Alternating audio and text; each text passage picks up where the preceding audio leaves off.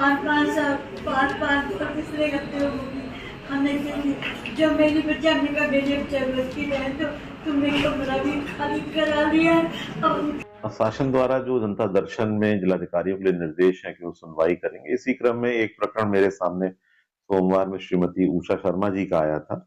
और जब वो आई मुझसे मिलने के लिए तो उन्होंने कहा कि मैं बहुत परेशान हूँ, मैं रात में अस्पताल में सोई थी क्योंकि मेरे बेटे ने घर से निकाल दिया है और काफी पीड़ा में थी और कह रही थी मैं कहाँ जाऊं। तो फिर उनसे मैंने विस्तार से बात की तो पता चला कि उनके बेटे से कोई उनका कुछ विवाद था।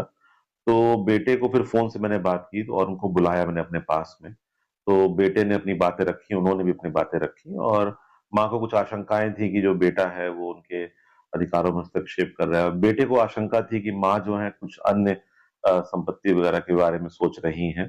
तो इस क्रम में फिर जो शासन की नीति है तो फिर मैंने माता और पुत्र का फिर उनसे संवाद किया, उनसे लगे जो हमारे मीडिएशन ऑफिसर होते हैं कलेक्ट्रेट में, मिस्टर दोहरे, उनको भी लगाया इस काम में। उन्होंने दोनों पक्षों से वार्ता की और जो दोनों की गलतफहमियां थी तो उसको हम लोगों ने दूर करके फिर उनको भेजा सकुशल। क्योंकि जब मैंने ये कहा कि मैं ठीक है, अगर वो माता जी नहीं मान रही तो फिर वृद्धाश्रम भेज देते, तो बेटे ने खुद भी कहा कि नहीं, माता जी को वृद्धाश्रम ना भेजिए, सब मेरी माँ है और मैं इनको लेके जाऊंगा।